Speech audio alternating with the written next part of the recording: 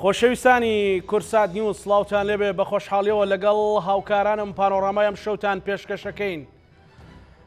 سبەی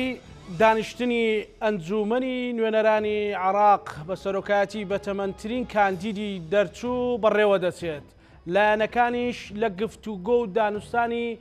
گەرمدان.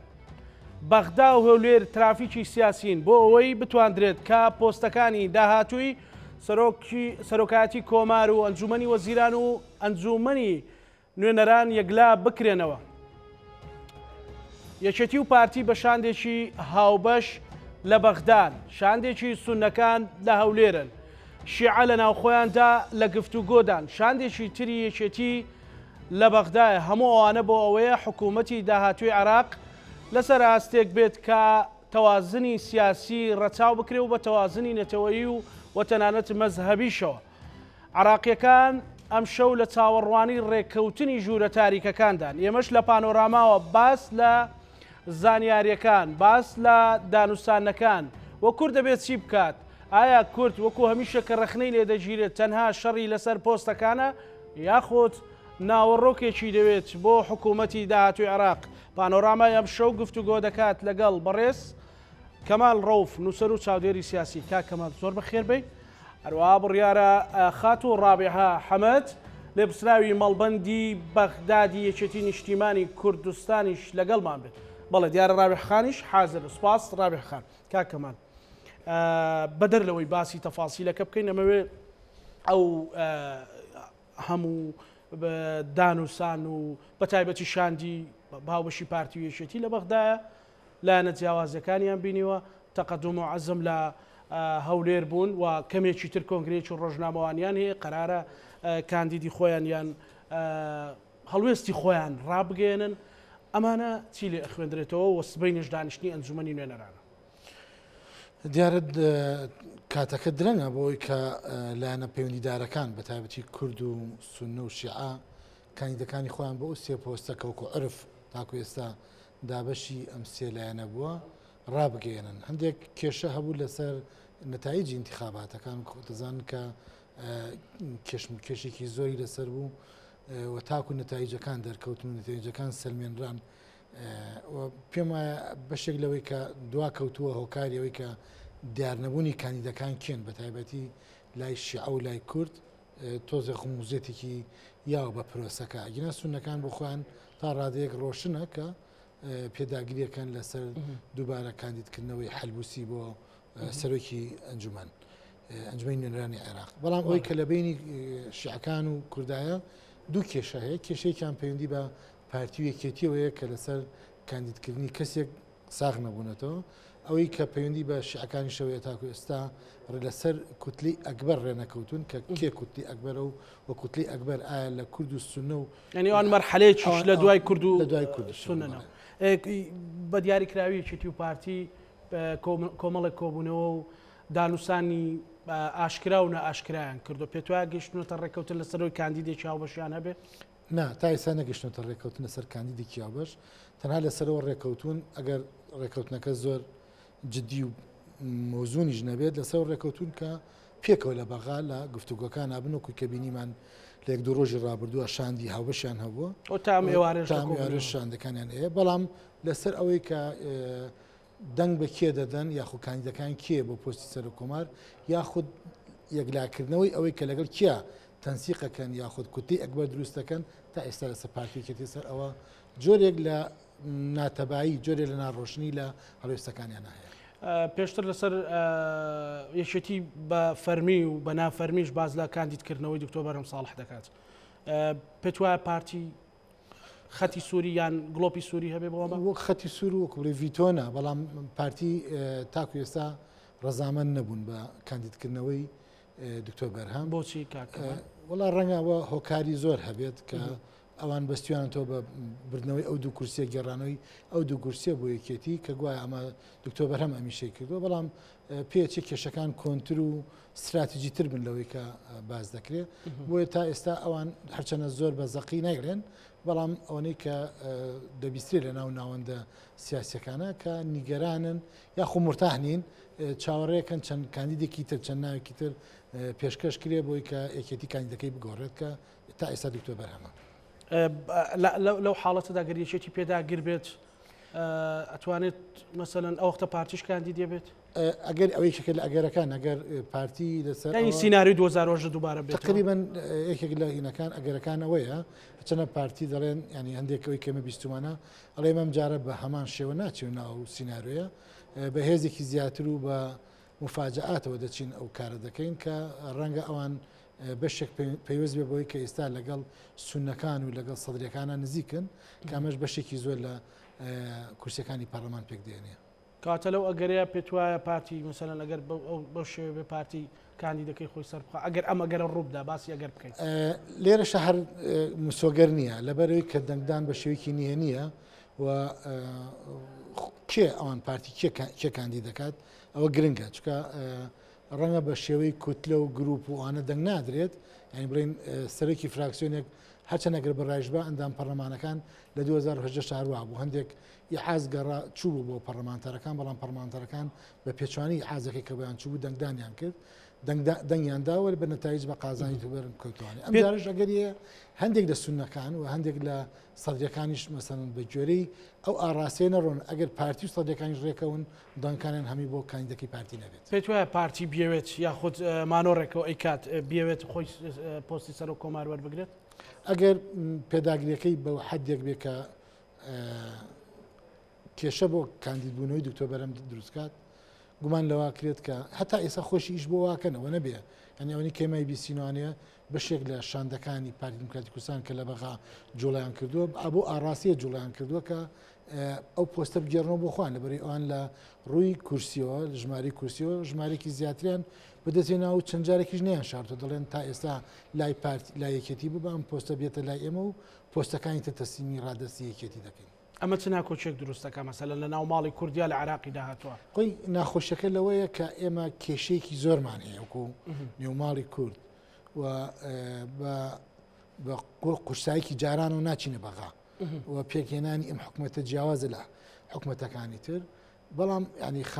خەمی کورد و خەمی سەرکردەکانی کورد هەرەوە بێ ئەم پۆستانە بەرکێکەوێ کێ بەشێکەوەی چێکن لە هەرە گرفتە گەورەکان بەداخۆکەوایە بەڵام من پێم وایە ئەگەر ڕێنەکەون لەسەر پۆستی سەر کۆمار کێشەکانی 2010 باقیە بێت و ئەو کەسێک کە دەنگ دەهێنێت یا لە پارتی بیا لە یەکێتی بێ نابێ بە نوێنەری کورد لە بەغا بێ بە نوێنەری حیزبەکەی خۆی کە وەکوی لە خولی پێت وایە پارتی وێشێتی بەو شێوەیە ئەو سینناریۆ دووبارە بکەنەوە ینی هەندێک لە سەرکردە سونەکان شتێک وا ئاکات ئەمە دووبارە کاتەوە پارتی بگەنەوە ئاستە و ڕێک نەکەون ئەزان چ شتێک وا دەکات ئەوە وا دەکات کە بەداخەوە ڕەنگەوە ئازار بەخش بێ بۆ برادرانی یەکێتی کە بیڵین بەڵام یەکێتی سینناریۆی نییە پرۆژەی نییە ئەوەی کە هەیە پرۆژەکانی پارتیە یا ڕازیە بێ ڕازی نابێ پێی لە ڕازی نەبوونیە پرۆژێکی ترین بەدیلی نییە و تاکو ئێستا کە قسە لەسەرواکرێت کە کوتلی ئەکبەر دروست کرێت ئەوە بینیمان مەسەن ئەمڕۆ سونەکان بەجیا لەوەی کە وەف شاندی کوردی هاوبەش دەوێ بێن لەگەڵ شاندەکە گفتوگۆکەن یانە سەردانی بەغدا هەولێر دەکەن لە بەغداد و دێنە هەولێر ئەو دلیلی ئەوەیە کە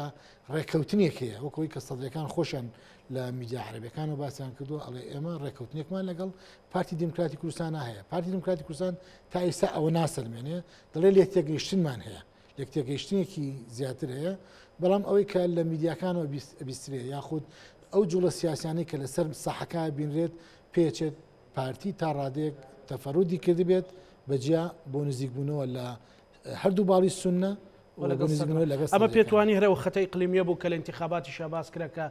زاڵ بوو بەسەر نەتایج انتخاباتە مەسەلەن ئەو کۆمەڵە وازی هەیەی کە لە پشتی پەردەوەیە هەم وازی هەن هەم لە پشتی پەردە بەڵێ بڵێ دابەشبوونێکێ دابەشبوونێکی ئەقلیمی تا بڵین جیهانیشێ لەسەر پێگە سیاسیەکان یا نەخشە سیاسی عێراق کە بەداخەوە پارتی و یەکێتی هەرێکە لە جەمسەرێکن هەرێکی لە جەمسەرێکن ئەمەوان لێکە بگەنەوە ئاستی کە دیسان نتوانن کاندیدێکی پارتی و یەکێتیە گەربیان نێتوان تەجاوزیەوە بکەن چکە ئەو جەمسەربەندیە ئیجباریان ناکە هەرێکە لە دژیەک بن چکە گە بەرژەوەندەکانی کورد و بەرژەوەندی خەڵک لێبنەوەێت چکە بە تایبەتی لە 4 ساڵی ئایندا دۆخی هەرێمی کوردستان لەگەڵ حکوومەتی ئایندی عێراقا بە شێوەی جاران نابێت هەچ کەسێ سەر و کۆمار بێ هەچ کەسێ سەرۆکی پەرلەمان بێ دۆخەکە زۆر گۆڕانی بەسەر هاتووە و ئەمانەتوانن مەسن ئەگەر خوێندنەوەیان بۆ ئەوە هەبێت خوێنیان بۆ ئایندەیە هەبێت کە مەترسیەکانی ببینەوەنێ ڕەنگە تەجاوزی هەموو شتێ بکەن و یەکدەنگ بن کە من بۆ خۆمای نبینم ئەگەر یەکێتی کاندیدەکەی بگۆڕێت بۆ نمونە بچێتە پلانی بی مەسەلەن ئەو وەختە پێت وایە پارتی ئۆکەی لە سەرەکەیان سیناری 2010 دووبارە نابێتەوە ئەخر ئەو کاتە کە یەکێتی کاندیدەکەی گۆڕی عنی کەواتە هەموو ئاڕاستەکە کەوتە دەست پارتی دیموکراتی کوردستان یەکێتی نیشتمانی کوردستان هیچ ڕۆڵێکی نامێنێت لە ناو هاوکێشەکانە ئەنی مەسەن یەکێتی نیشتمانی کوردستان کاندیدێکیە بایمە پرسیار بکەین ئێستا پارتی دیموکراتی کوردستان جێگری سەرۆکی پەرلەمانی دەستنیشان کردووە شاخەوان محموود باشە یەکێتی توانێت ئەسیریە بێ بڵێ شاخەوان نەبێ مەسەن عەمر بێ زەید بێ بۆ پارتی هەبێ بوویتوانەیە بۆ پۆستێکی سیادی نیە من پێم وابێ یەکێتی حەق نییە لەوە زیاتر بێتە ئاستێکی خواردتر لەوەی کە پارتی دیموکراتی کوردستان هەرچێکی وێست جێبەجێ بێت و ئەگەر نەبوو بە ئەو دوو کاندیدەی یەکێتی پارتی وەکو جاران وەکو 2000 بچنە لە پەرلەمان یەکلای کەنوانێ بە ئەو پرسیاران لە ڕابح خام بکەین مەسئولی مەڵبەندی بەغدای یەکێتیە ڕابح خان سڵاوت لێبێ شاندەکانتان بەچی گەیشتون و ئەتانەوێت چی بکەن و ئێمە شرۆڤەیەکمان کرد لەسەر پرسی پۆستەکان کە ئێستا گەرمە دوایی ئەچینە سەر ئەوەی کە کورد ئەبێت چۆن بتوانێت مافو ئیستحقاقە نەتەوەیەکانی جێگیرکە لە حکوومەتی داهاتوی عێراقا ئێوەکو یەکێتی نیشتیمانی کوردستان ڕوئیاتان چییە بۆ ئەم شەوە پڕ لە چێشمەکێشە و ئەم چەند ڕۆژش پڕ لە چێشمەکێشەی کە لە بەردەمانە سڵاو لە میوانە بەڕێستەکەت و سڵاو لە بینەرانی ئازیز لە ڕاستیدا ئێستا شاندی هاوبەشی یەکێتی نیشتیمانی کوردستان و پارتی دیموکراتی کوردستان بە سەرۆکاتی بەڕێز کاک عیماد ئەحمەد لە بەغدان و لە دوێنێوە کە گەیشتونەتە بەغدا کۆمەڵێک بیدار و کۆبوونیان لەگەڵ لایەنە سیاسیە عێراقیەکان بە شیعە و بە سوننەوە ئەنجام داوە کە لە هەردوو بەرەی فتلێ سەدری و ئیتاری تەنسیقی واتە چوارچێوەیە ماهەنگی دیدار و گفتوگویان کردووە بەڵام ئەوەی کە ئێستا لە گفتوگۆکانتان لەگەڵ میوانە بەڕێزەکە باسکرا بەڵێ هەندێک شتی لەو بابەتە هەبوو بەڵام ئەوە پێش سەردانەکەی وەک یەکێتی نیشتیمانی کوردستان بۆ فیرمام و کۆبنەوە لەگەڵ لایەنی پارتی دیموکراتی کوردستان ڕاستە لەوانەیە لە ڕابردوشدا لە پێش هەڵبژاردنیش تەفاهمێک یاخود ئیتفاقیەکە بە لە نێوان پارتی دیموکراتی کوردستان و کوتلەی سەدری و لەوانەیە لە سنەکانیش زیاتر باز لە بەڕێز محەممەد حەلبوسی دەکرا کە تەنسیقێک لە نێوانیان هەبێ بەڵام لە دوای سەردانەکەی یەکێتی نیشتیمانی کوردستان و گەیاندنی ئەو پەیامە بە پارتی دیموکراتی کوردستان کە یەکێتی نیشتیمانی کوردستان پێداگری لەسەر ئەوە دەکا بە یەک تیم بە یەک بەرنامە بچنە بەغدا بۆ ئەوەی کورد بتوانێت ئامانجەکانی خۆی بپێچێ و داوەڕەوەکانی گەلی کوردستان بەدەست بێنێ لە بڕواایەدا بووم کە پارتی دیموکراتی کوردستان بۆ شتێک لەگەڵ یەکێتی هاتوون بە بەغدا نابێ بۆ ئاراستەیە بستێت کە بەلایەنێکدا بشێتەوە دوور لە یەکێتی نیشتیمانی کوردستان یاخود تاگڕەوی بکە لە بڕیاردان بە ئاراستەیەک خۆی بخزێنێتە نێوان ئەم ململانەیە نێوان ماڵی شیعە ئەمە لە بەرژەوەندی گەلی کوردستان نابێ ئێمە بچینەنەوەەوە ئەوەی ڕۆبەدیکرا لە کاتی سەردانەکەی وەبدە هاوبەشەکە بۆ بەڕێز مالکی و کە بە حەزوری بەڕێز هادی عامری و ئەندامانی سەرکردەکانی تری توارچێوەی مانگی بوو ئەمان خۆشحاڵی خۆیان دەربڕی کە بەوەی کورد نەچۆتە نێوان ئەو لێکرازانەی ماڵی شیعە بەڵکو زیاتر یعنی خۆشحاڵی خۆیان دەربڕی بۆ ئەوەی کە کورد دوور بە لەو کێشە باش خات و ڕابحە ئەمانە لێکەوتەکانی کۆبوونەوەکانی ئۆفدا هاوبەشەکەیە لێرە لەگەڵ کاکەمال پرسیس یەکێتی و پارتی بەڕاشکاوی گەیشتونەتە سەرەوەی یەک کاندید پێشکەشکەن بۆ پۆستی سەرۆک کۆمار بۆ پۆستی جێگری سەرۆکی ئەنجومەنی نوێنەران تا ئێستا بە فەرمی باز لەو بابەتە نەکراوە بۆ پۆستی سەر و کۆمە ڕاستە پشتی کوردە لە ناو کوردیشە پشتی یەکێتی نیشتیمانی کوردستانە بەڵام تا ئێستا هیچ باسێک نەکراوە پارتی دیموکراتی کوردستان بە فەرمی یەکێتی نیشتیمانی کوردستان ئاگادار بکاتەوە کە ئەویش کاندیدی دەبێت بۆ پۆستی سەر و کۆمەڵ یاخود یەکێتی نیشتیمانی کوردستان کاندیدەکەی خۆی بخاتە ڕۆ ڕاستە باس کراوە پێشتر لەلایەن هاوسەرچی یەکێتی نیشتیمانی کوردستان کە کاندیدی یەکێتی نیشتیمانی کوردستان دکتۆر بەرهەمە بەڵام لە هەمان کاتشدا باز لە کاندیدی تریش دەکرێت واتە لێرەدا مردنی ینی کاندیدەکە چێ نییە گرنگ ئەوەیە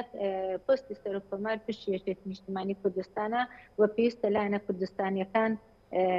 بەیەکەوە بە یەک بەرنامە بێنە بەغدا ئەگەر بمانەوێت لە پێناو بەرژەوەندی گەلی کوردستان و ئامادەکانی خۆمان بپێچین دەبێت بە یەک بەرنامە بێ و هەردوو لاش یەک کاندیدمان هەبێ بۆ پۆستی سەر و کۆمەڵ ناکرێت کە بەیەکەوە وەفد بێ لە هەمان کاتیشدا یەکێتی نیشتیمانی کوردستان کاندیدێکی هەبێ پارتی دیموکراتی کوردستان لە دەروی ئەو ڕێککەوتنە کاندیدێکی تری هەبێ ئەو کاتێ یەک بەرنامەی چی دەنوێنێ واتە ئێمە ڕابح خان لێرە کاکەمان ڕەوف وازنەوە دەکات ڕابح خان تەناشەر لەسەر پۆستەکان بەڵێ ڕابح خان ئەلبەتەن باسی پرسیتر دەکەین ئستەحقاقەکانی ترەوە لە دوایی و لە بەڕەقەکانی ترا دەرەکەوێت بەڵام کاکەما لێرە بازلەوەکە کە پێچێ پارتی مرتاح نەبێت لە دووبارە کاندیدکردنەوەی سەر و کۆماری ئێستای عێراق بۆ ئەمە یەکێتی وەڵامی چییە بێ مەسەلەن بۆچی یەکێتی مەسەلەن هەتا پرسیاری لانگرەکانی یەکێتیشە بۆچی یەکێتی تەدەخولی دیاریکردنی کاندیدی جێگری سەرۆکی ئەنجومەنی نوێنەرانی عێراق ناکە کە پارتیان وەزیرێک کە بەر پارتیەکەوێ بۆ پارتیە بێت تەدەخولی کاندیدی سەر و کۆمار بکە هێشتا ئەو بابەتە بە فەرمی لەگەڵ پارتی دیموکراتی کوردستان باز نکراوە تا وەڵامی پارتی دیموکراتی کوردستان ببیستن ئەوەی کە باز دەکرێت تەنها لە ڕێگەیانەکانی لابەلا باس کراوە وەکو فەرمی لە کۆبنەوە فەرمیەکان بە هیچ شێوەیەک نەیەکێتی نیشتیمانی کوردستان کاندیدەکەی خۆی پێشکەش کردووە نە پارتی دیموکراتی کوردستان بە فەرمی هەڵوێستی خۆی بەرامبەر بە کاندیدەکەی یەکێتی نیشتیمانی کوردستان ڕاگەیاندووە وەلایەنە شیعەکانیش بە هیچ شێوەیەک باس لەو بابەتەی هێشتا نەکراوە هەر کاتێک باس کرا ئەو کاتە بۆ هەموو لكل حادث حديث وكو عرب وطني او كاتا يشتني اجتماعي كردستاني ياقتي خو دبي او كاتا ريكوتن دبي لسر كانديدي احتمال يشتني اجتماعي كردستاني كانديدي ترشي هبه تنها برز دكتور برهم نبي كأوي برز شاني شكل كانديدا كان برواي من اما نابي تدرفت اما بابت الزور گرنگ هەیە کە یەکێتیی نیشتیمانی کوردستان لەگەڵ پارتی دیموکراتی کوردستان لایەنەکانی تری کوردستان گفتوگوی لەسەر بکرێتە بەرنامەیەکی تۆکمەی کوردستانی لەگەڵ لایەنەکانی تری کە بۆ پێکەنانی کابینە داهاتوی عێراق قسەی لەسەر بکرێت کێشە زۆر هەیە کە ڕوبەڕووی هەرێمی کوردستان بێتەوە لە ڕابردوودا ئەوەی لە 2008 ڕوویدا ئومێدەوارین دووبارە نەبێتەوە یەکێتی نیشتیمانی کوردستانی هەوڵی خۆی بەجددی دەدا کە ئەم ئەوەی لە 2010 ڕوویدا دووبارە نەبێتەوە بۆ ئەوی بتوانین زیاتر ئامانجەکانی گەلی کوردستان بپێچین بەرنامەکەمان پێشکەش بە لایەنە عێراقیەکان بکەین نەک لەسەر پۆستەکە شەڕ و ململانێ دروست بێ لە لایەنە کوردستانیەکان کە 4 ساڵی داهاتوو هاوڵاتیان ببێنە قوربانی و زەرمەندی یەکەم لەو ململانەیە کە لە نێوان یەکێتی نیشتیمانی کوردستان و پارتی دیموکراتی کوردستان لەسەر پۆستێک ئەگەر ڕوو بدا ئومێدەواریشین ڕوونەدا چونکە بە بڕوای من لەو دوسێ ڕۆژە هەڵوێستەکان تا ڕادەیەک گۆڕانکاری دەبینین لەوەی کە لە پێشتر هەبووە وەکو ئەوی کە بەڕێز مقتەدا سەدر دێنە لە تویتەکەی بڵاوی کردوێتەوە کە زۆرینی نیشتیمانی لە کوتلەی سەدری و پارتی دیموکراتی کوردستان لە کوردەکان و عزم و تەقدم لە سونەکان پێک دەهێنرێ بە بڕوای من ئەمە لەوانەیە پێش ئەو سەردانەی یەکێتی نیشتیمانی کوردستان بێ بۆ پیرمان بەڵام دوای ئەوە گۆڕانکاری لە هەڵوێستەکان ڕوو بدا ئەگەر پارتی دیموکراتی کوردستانش لە حالەتێکە ئەوەی کە لە تویتەکەی بەڕێز سەدر دابڵاو بۆتەوە ئەو هەنگاوە بنێ ئەوە بە دڵنیابین کە لە داهاتوودا زەرمەندی یەکەم گەلی کوردستان دەبێ وە کورد بەڵام تویتەکەی شەوی ڕابردوو بوو ڕابح خان ینی تویتەکەی مقتەدا سەدر شەوی ڕابردوو بۆ هیچ دام و دەستگایەکی پارتی دموکراتی کوردستانیش ڕەتی نەکردوەوە کە پارتی لەناو ئەو ئیتلافەدایە ئەی کەواتە بێدەنگبوون ڕەزامەندیە نەکراوە تا ئێستا بە فەرمیێتی لەلایەن ئەمە پێشترێش بابەتێکی وا هەبووە کە خۆیان پارتی دیموکراتی کوردستان لە کۆبوونەوەکان لەگەڵ یەکێتی نیشتیمانی کوردستان دانی بۆەوە ناوە کە پێشتر هەنگاوێکی باش لەگەڵ سەدرەکان هاتوۆتە پێش بەڵام کە ئەو ڕۆژەی یەکێتی نیشتیمانی کوردستان سەردانی فیرمامی کرد و پرۆژەی ئەوەی خستە بەردەمیان کە پێویستە کورد لەم دۆخە هەستیارە بێک بەرنامە بتێتە بەغدا بە بڕوای من ئەمە بۆ هۆی گۆڕانکاری لە هەڵوێستەکان خۆشت دەزانی هەڵوێستی سیاسی بەردەوام لە گۆڕاندایە لەوانەیە ئێستا لە ڕاگەیەنەکان شتێک بڵاو بێتەوە هەواڵێک بڵاو بێتەوە کە چێک کاندیدە بۆ سەرۆک وەزیران چێک کاندیدە بۆ سەرۆک کۆمار چێک کاندیدە بۆ سەرۆکی پەرلەمان لەوانەیە دوای سعاتێکی تر هەمووی بگۆڕێ زۆر داڕۆبە تا دوی شەوێ ڕێککەوتن کراوە ئیمزا کراوە لەسەر تەستەکان و یان لەسەر بەرنامەیەک یان لەسەر سیاغەتێک بۆ بەرنامەی کاردیان بۆ هەر ڕێککەوتنێک بێ بەیانێکی سعات 6 لێ پەشیمان بوونەتەوە بۆیە ئێستا قسەکردن لەسەر ئەوە کە ئەمە بۆ ئاراستەیە دەتیان پلان بۆ ئاراستەیە دەتی بە بڕوای من ئەمە لە بەرژەوەندی کورددانە ئەگەر زۆر باشە من لە ئەوەی 2010 دووبارە نەبێتەوە چونکە ئەوڕۆ تەنانەت لایەنە شیعیەکانیش خۆشحاڵی خۆیان دەربڕی وتیان یەکریزی کورد و یەکریزی سونەش ئەوە کاریگەری ئیجابی دەبێت لەسەر ماڵی شیعەش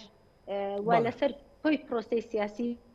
عێراقا کەواتە خۆشحاڵی دەربڕین بەرامبەر یەک ماڵی کورد لە لایەنەکانی تریشەوە جاچ جای چەند کاریگەری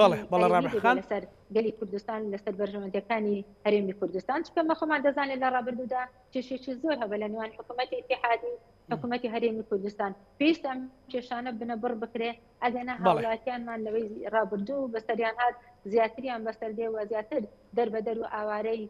سەرسنووری وڵاتان و زۆر بیان دەخنچێن لە دەریای ئیزا چونکە ئابووری ناجێژیرمان هەیە و لەوانەیە کاریگەری لەسەر بەڵێ ڕابحەخان نیشە بێ لە ناکەزیێ ناکۆکەکان ئەمانە هەمووی هۆکاری ئەوەن کە ئێمە کورد نەمانتوانێت تا ئێستا بەرنمەیەکی بەهێز و بە یەکدەنگ و بەردەوامیش بە دوواداچوونی لەسەر بکرێ لەگەڵ حکوومەتی عێراقیدا تەنها ئەو دووسێ ڕۆژەی کە کابینەکە پێک دێ لە بەغدای و باز لە پۆستەکان دەکرێت دوای ئەوە دەچینەوە کە هەرێمی کوردستان پشتی خۆمانی لێ دەکەین. بەڵێ ڕابحەخان ئەگەڕێم وڵات ڕابحەخان سوپاسەکەم ئەگەڕێم وڵات ئێستا سونەکانیش ڕایانگەاند کە ڕێکەوتون لەسەر کاندیدکردنی محەممەد حەلبوسی جارێکی تر بۆ سەرۆکی ئەنجومەنی نوێنەرانی عێراق کاکەمان سبەی سونەکان ئاشکرایان کردەوەی لەسەر شاشەی کورساتنی و زێ محەممەد حەلبوسی کاندیدە و ئەوتر کوردیش ئەکید دەنجی پێدا بەڵام لە ناو کوردیشدا بۆ جێگریس دووەمی سەرۆکی ئەنجومەنی نوێنەران هەم شاخوان عەبدوڵڵا ڕایگەاندەوە هەم دکتۆر موسەنا ئەمینیش خۆی کاندید کردووە جارێکی تر لەوەشا کورد پەرتەوازەیە ئەمە چیمان پێ ئەڵێ پێش ئەوی پەڕینەوە بۆی کە کورد چۆن ئەتوانێت ئێستحقاقە نەتەوەیەکانی لە چوارچێوە حکوومەتە تازەیە کە بەڕێزت بە جیاواز ناوت بر بپارێزی ئەزانی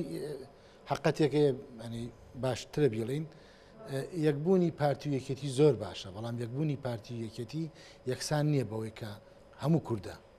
لایانی کەژەیە دەنگی کەژەیە بە تایبەتی لە هەڵبژاردنێکی وەکو ئاخرجارە کە لە سا هەفتا لە سا 65 خەڵک بەشداری نەکردووە ناتوانانی بڵێ ئەمە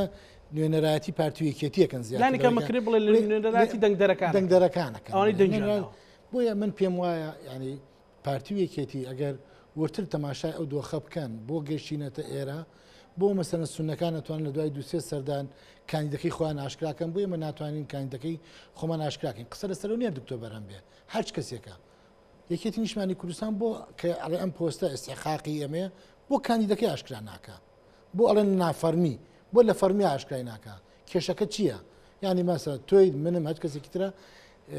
وتەبێژە یاخود لە دەستگایەکی فەرمی حیزبیوانی ئاشکراکن کە کاندیدەکان فلانە بۆی بزان پارتی دیموکراتی کوردستان هەڵوێستی چییە بێ یا پارتی دیموکراتی کوردستان هەڵوێستی چییە ئەگەر ئەو نەبێ کیتر لە خەیاڵی هەیە بۆ ئاشکرای ناکە ئەوەی کە ئەمە خۆی ئاشکرانەکردنی کاندیدەکەی کورد دلیلی یا بەڵگەی ئەوەیە کە کێشەیەکەیە کێشەیەک وجودی هەیە نەگەشتنەوەتە نەتیجە و ئەو سیاسەتی کە لە بەغایکەین ئەو یەک دەنگی کە پارتیویەکێتی لە بەغدا هەمانە ڕنگدانەوەی هەرێمی کوردستانە جا با ئێمە پرسیار بکەین ئایا لە هەرێمی کوردستان پارتیویەکێتی زۆر لە یەک مرتاحن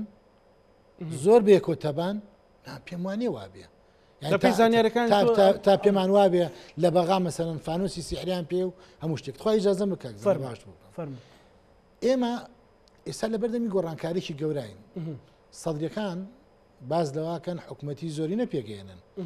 حکوومەتی زۆرینە لە دۆخێکا کە دەستور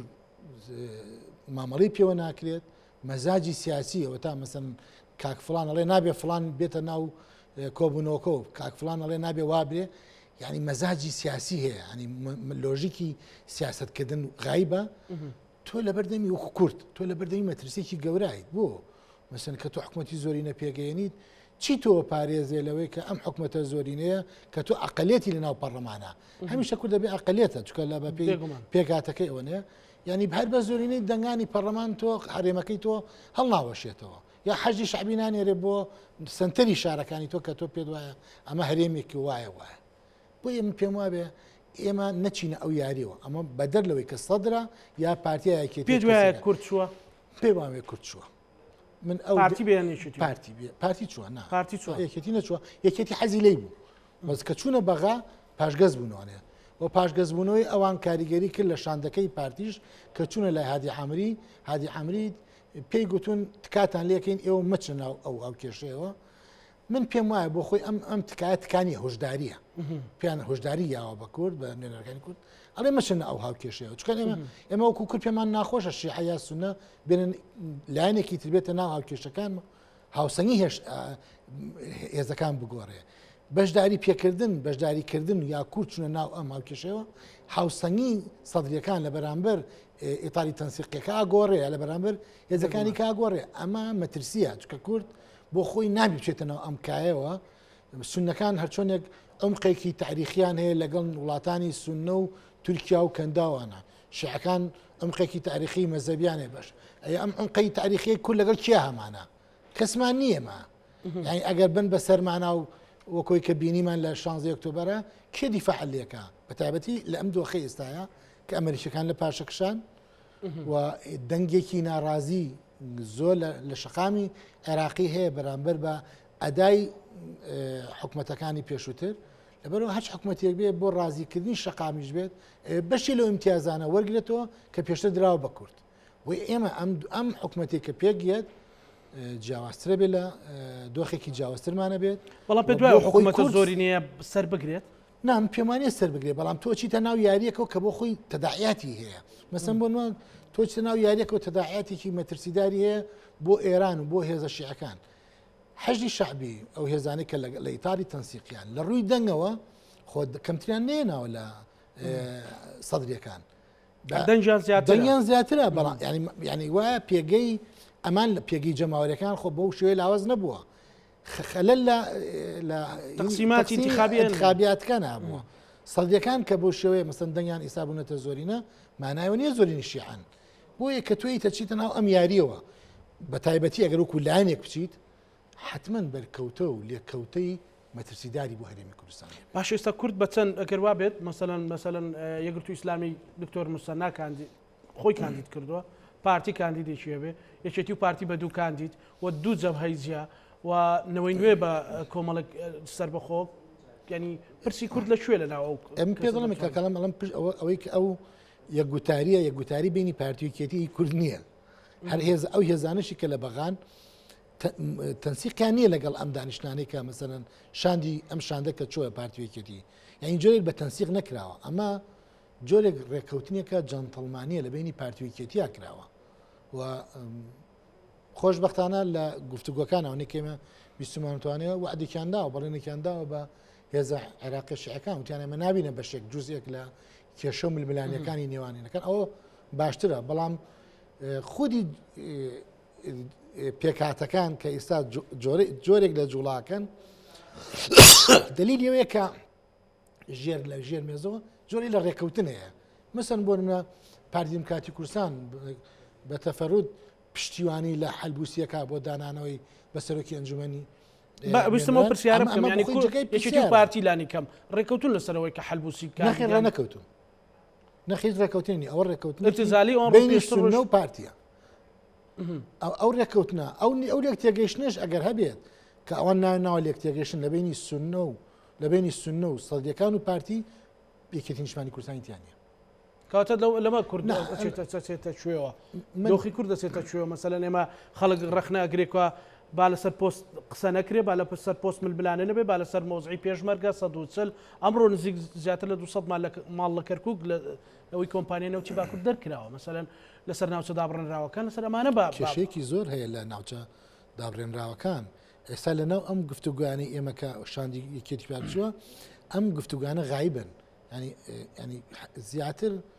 بە ئاڕاستیەوەکەن کە کامیان بەشی گەورەتر لە کێکەی بەرەکەوێ ینی کێ حیسەکەی باشترە بێ لەوی تر نەگەوە من پێم وایە خودی ینی لۆژیکی دیالۆگکردنەکە لەگەڵ لایەنەکانیکە لۆژیکێکی زۆر سەرکەوتونی ڕابحخان دامی سەرکردایەتی یەکێتی لە پرساوی مەڵبەندی بەغداشە مەسەلەن قسەیەک چی کرد جملەیەکی بۆ من سەرڕاشە مەسەلەن ئەڵەیە گەر بێت و بەو شێوە سینناریو ئێمە هیوادارین دووبارە نەبێتەوە سینناریو 2010 بەڵام ئەگەر دووبارە بێتەوە دۆخی کوردستان ڕۆ و نائارامی زیاتر و خەڵکی زیاتر کۆچەکە حەز ناکە ئەمە زیاتر پەرتەوازەی تەنانەت بۆ هەرێمی کوردستانیش دروستەکە تەمەن ڕاستەکە ئەگەر مەسەرەن ئەو کەسێک کابێ بە سەرۆ کۆمار نوێنەراتی هەموو کورد بکات قورسایی زیاترە بێ دەستی کراوەترە بێ و کارەکانی بە ئاسانتر لە بەرە ڕواڵەوەی کە نوێنەراتی گروپێک یا حیزبێک یا لایەنێکی تر بکات بۆیە من پێم وایە ینی ئەوەی کە ڕەبیحخانەڵێت ڕاستە هیوادانی وابێت بەڵام پێداگیری و تەعنود لەسەر ئەوەی کە نابێ فلان بێ و فیسار بێ ئەبێ من بڕیار بەم و کاک فلان یەکلای کاتەوە ئەوش پرسیاری گەورە سەر یەکێتی نیشتمانی کوردستان دروست دەکا یەکێتی نیشتمانی کوردستان لەکوێی ئەم هاوکێشەیە نەخشەکەی ئەو چییە لەبەرەوە ئەگەر ئەم پێداگرێ لای پارتیەوە بکرێت لە نەتیجە هەر بەرەوە ئەگەر نەخوازراویش بێ هەرچێتەوە بۆ ڕێکەوتنەکەی یا بۆ هەمان سینناریۆی 2010 کە بە دوو کاندیدی جیاواز ڕەنگە بە 3 کاندیدی جیاواز کورد بەشداری بچنە پەرلەمان و پەرلەمانی یەکلای کاتەوە نەکۆی کە کورد نوێنەرێک بنێری پشتیوانی بکات باشە کاک کەمال هەمیشە باسی ئێرانەکرێ ئێران وەکو یاریکەرێکی سەرچی هەرچەندە لە دوای قاسمی سلێمانی مەسەلەن ڕەنگە هەندێک جونگەکانی شل و خاوی پێوە دیار بێ و جاران گورج و گۆڵ نەبێ و خۆیان ئەیڵێن ئەڵێن ئێران زۆر هۆشداری داوەتە پارتی کە نەچێتە بەرەی سەدڕیەوە نەچێتە تەنانەت ئیتاڕیش لەم حاڵەتە ئێران ڕیچ ڕۆڵێکە بینێ هەر خودی ئەوەی کە دووسێ ڕۆژە بردومانی پێشمەرکانەکری لە سنگەرەکانی پێشەوە ئەوەی کە هەڕەشەی درۆنمان لێکرێ ئەوە جوزیەکە لەو تەداعیاتی ئەو جۆرە ڕێکەوتنانەیە کە ئێستا هەیە ینی بە دنیایەوە بە تایبەتی لە ئایندەیەکی نزیکە ئەگەر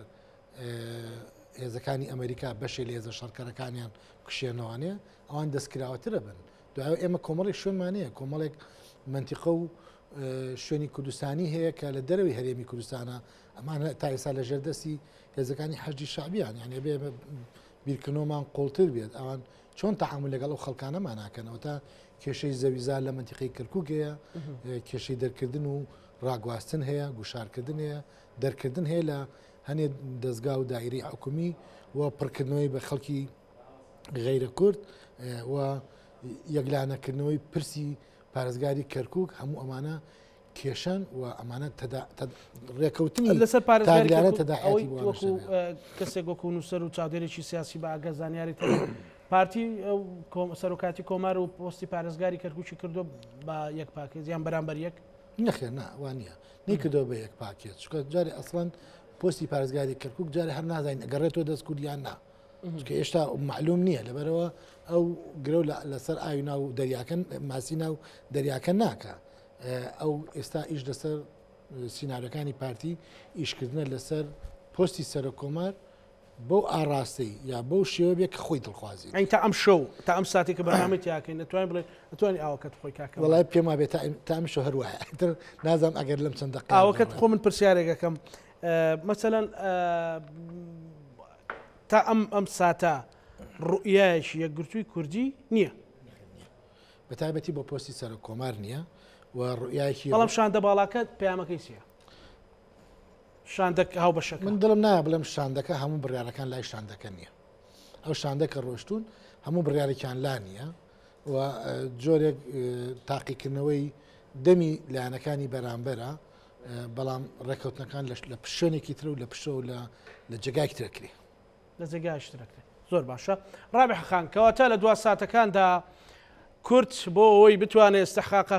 نەتەوەیەکانی بۆی بتوانێت ئەو هەموو کێشە و گرفتانی کە لەگەڵ بەغدا هەیەی تەنانەت لەسەر 200 میلیارد دیناریش ناوە هەڕەشەی بڕین و نەبڕینی ئەکرێت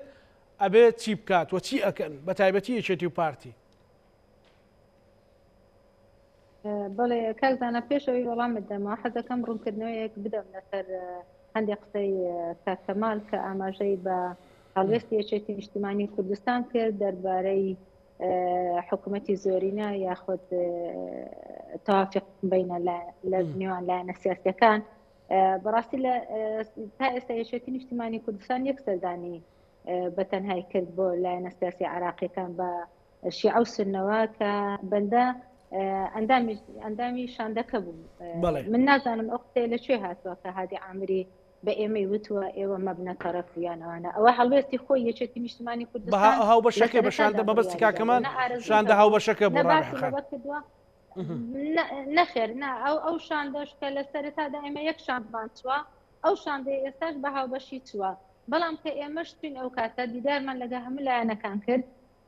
بە کوتلەی سەدریشەوە بە هیچ شێوەیەک باسمان لەوە نەکردوە ئێمە بە ئارەزوو بکەین تەنانەت لە نێوان خۆشمان کە ئارەزوو بکەین ببینە تەرەف لەگەر لایەنێک چونکە ئێمە ئەزانین هەردوو لایەن جەماوەری خۆی هەیە و هەردوو لایەن هێزی سەربازی هەیە هێزی سەرداری هەیە ئەگەر حکوومەتی زۆری نەبێ لایەنێک پێک بینی لایەنەکەی تر ڕازی نەبێ بۆ حکوومەتە زۆرینە ئەتوانێت ئەوی شەقامی هەیە بیجوی لە نێو هێزی سەرداریش هەیە ئاژاوە دروست بکەن و ئەگەر بێت و هەموو ڕێککەتن ئەو کاتە ئێمە بۆ خۆمان خراپکەین بچینە نێوان شەڕێکی دۆڕاوی کە ئەوان خۆیان لە نێوان خۆیانە ئێمە دەبێ ئەگەر توانیمان و کاریگەریمان هەبێ لێک نزیکی بوونەوە لە نێوانە ڕووبدا لە پێناو بەرژەوەندی گشتی و تا حکوومەتەکە لە کاتە ماوە دەستوریەکەی خۆی پێک بێ ئەجینا بە هیچ شێوەیەک یەکێتی نیشتیمانی کوردستان نەبیری لێکردبەوە نەهنگاویشی نابوو بەو ئاراستەیە کە بەلایەکدا بچێ و حکوم لەگەڵ ئەوە بێ حکوومەتی زۆرینە پێک بێ هەمیشە وتمانە تاوەڕوان دەکەین و هەوڵیش دەدەین لایەنە شیعیەکان لێک نزیک ببنەوە چونکە بەرژەوەندی ئێمەی کورد لە حکوومەتی تەوافقی نیشتیمانی تەوافقی گشتی هەیە واتە هەموو لایەنەکان هاوتا بن واتە بەشدار بن لە حکوومەتەکە بۆ ئەوی بتوانێت ژینگەیەکی ئارامتر بڕەختێ بۆ ئیدارەدانی وڵات ئەو کاتە بەرژەوەندی ئێمەش لەوەدا دەبێت لە ژینگە ئارامیە سیاسەکە گفتوگۆ لەگەڵ لایەنە عێراقیەکان بکەین و زۆرترین لایەن پشتیوانی ئێمە بکە چونکە ئەو حکوومەتی زۆرینە ئەگەر پێک بێ لەوانەیە بە زۆرینە لەناو پەرلەمان بڕیارێک بدا برێ اعتراف بە هەرێمی ئەوە لەسەر تاقیبی لەسەر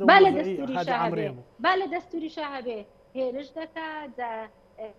بودجەمان لێ دەبڕێت لەوانەیە بڕیارێک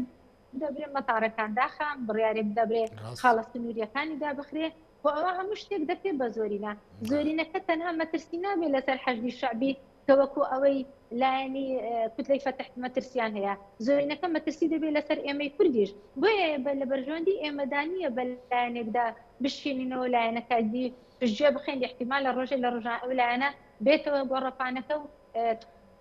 تۆڵی ئەومان لێ بکاتەوە بۆیە بووە لە بەرژەوەندی گشتی گەلی کوردستاندایە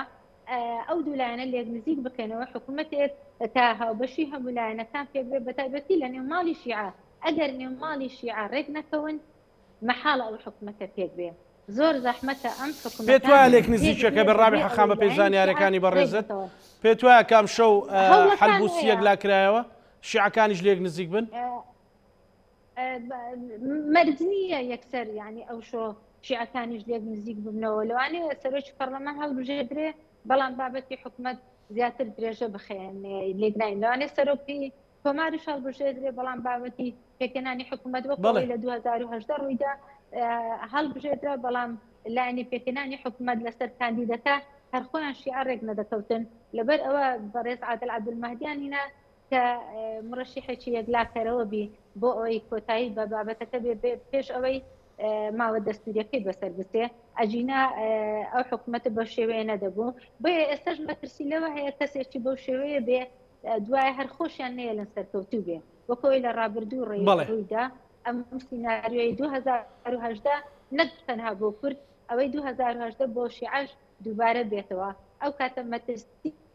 دەبێ و لەوانەشە ئەم حکوومەتە تەمەنی 24 ساڵ نەبێ داوا بکەن ئەگەر یاسایەکە هەموار بکرێتەوە دووبارە انتخاباتی پێشوەختە بکرێتن و جا ئەو کاتەش نازانین لە ڕووی سیاسەوە عێراق بەسە ئاخارێکدا دەڕوە ئەمە مەترسی دەبێت بۆ کۆی پرۆسی سیاسی عێراقا وەلا هەمان کاتیشدا کە مەترسی پرۆسی سیاسی مەترسی لەسەر بوو کاریگەری لەسەر ئابووری دەبی کاریگەری لەسەر ئەمنی دەبی کاریگەری لەسەر خزمەت گوزاری دەبێت لەسەر هەموو ژیانی هاوڵاتیان و لەسەر تەنانەت سیادەی عێراقیش دەبێت کە ئێستا خۆی سیادەکەی لاوازە لەوانەیە کاریگەری لەسەر ئەوەشە بێ بۆیە ئەمە مەترسی دەبێت لەسەر ئەوەیان بەنسبەت لەوەبدی هاوبەشی کورد لە بەغدا بەدڵنیایەوە ئێمە تەنها پەیوەندیمان لەگەڵ بەغدا ئەوە نییە کە پۆستێک وەردەگرین پۆستی سەرۆک کۆمار و جێگیری سەرۆک پەرلەمان و وەزارەتێکی سیادی و چەند وەزارەتێکی تر ئەگەر کورد تەنها خۆی لەوە ببینتەوە پۆستەکان وەرگرێ و جانتاکە هەڵگرێ و بچێتەوە کوردستان ئەمە زەرەری گەورە دەکەین لە ڕابردوشدا بەداخەوە زۆر دەروامان کردووە دوای ئەوەی کە حکومت پێکاتێ ئیتر بە حیاتی تا کێشەی بودجە سەری هەڵ نەداوەتەوە وەبدی هەرێمی کوردستان سەردانی بەغدای نەکردیە پێویستە ئێستا ئێمە لە سەرەتادا وەرەقەیەکی پتە و هەیە وەرەقەی ڕابحەخان هەیە ئامادەیە سەرچەکان هەیە کە ئەوەی خاڵە سەرچەکان هەمیشە لە بانگەشەی هەڵبژاردنە لە پێکاتنی حکوومەتەکانی ڕابردوو هەندێک بابەت هەیە هەموو جارێ دووبارە دەبێتەوە بەڵام شێوازی داڕشتنەکە شێوازی پێکاتنەکە دەبێت ئەم جارە بگۆڕدرێ ئەم جارە بەرنامەکە بۆ 4 ساڵی تەمەنی حکوومەت بێت بەتابەتی بابەتی بودجە و بابەتی کێشەی نەوت و گاز و بابەتی ناوچە جێناکۆکەکان ئەوە نەبێت تەنها من ئێستا حکوومەتەکە ڕازی بکەم و دەنگ بدەین و دەنگم پێ بدا کۆتایی پێبینین ئەمە ئێستا هەموو ساڵێ کە بابەتی بودجە دێتەوە پەرلەمانی عێراق ئەو بابەتە سەر هەڵدەداتەوە ئەمە کێشە بۆ دانیشتوانی هەرێمی کوردستان بۆ حکومەت هەرێمی کوردستانیش دروست دەکات پێویستە ئێمە هەوڵی بنەبڕکردنی ئەو کێشانە بدەین بەڵێ ڕابحەخان سوپاس دەکەم لەسەر مێزی گفتوگۆ بەدی بمێنێ بەڵێ سوپاس دەکەم ڕابحەخان کاکەمال لە دوجارە پێت وایە لە دوای سەرۆکی ئەنجومەی نوێنەران و سەرۆکی کۆمار کە بە تەفاسیل باسمان کرد شیعەکان لەکوێدا دەگەنە خاڵێکی هەموو شیعەکان ئێرانیان لە پشتەوەیە کە بە هەردوو باڵەکە کە گوشاریان لەسرە بۆی کە پێک و کوتلیەک بەردروستکەن نەک لەگەڵ پێکاتەکانی تری عێراقان نەک سونە و کوردوانە بۆ ئێران کەگزانە بۆ ئێران پرسی عێراق و هاوشەوی پرسی سووریا و وڵاتانی تر نییە پرسێکی زۆر استراتیجیە بەردەرگای ماڵەکەیت هەم لە ڕووی ئابوووریەوە هەم لە ڕووی ئەمنیەوە هەم لە ڕووی ئەوەی کە بەشێکی زۆر لەم شوێنە مقدسەکانیان لە عێراقایەوە بەشێ لەو پێکاتانی کە ئەم هێزە گەورەی کە لە حەشدی شابی دروست کراوەوە پشتیوانیشی گەورە لەیان ئێران کراوە پێ ناچێت ئێران بە ئاسانی دەستبەرداری بێت ئەمە پەرت و بڵاو بێت و کەس هەرێکە بەلایەکە بڕوە بە تایبەتی لە دۆخێکا کە ئێستا ئێران گوشارەکان لەسەری زیاترە و فۆزاتێک یا گفتوگویەکی چڕوپڕ هەیە لە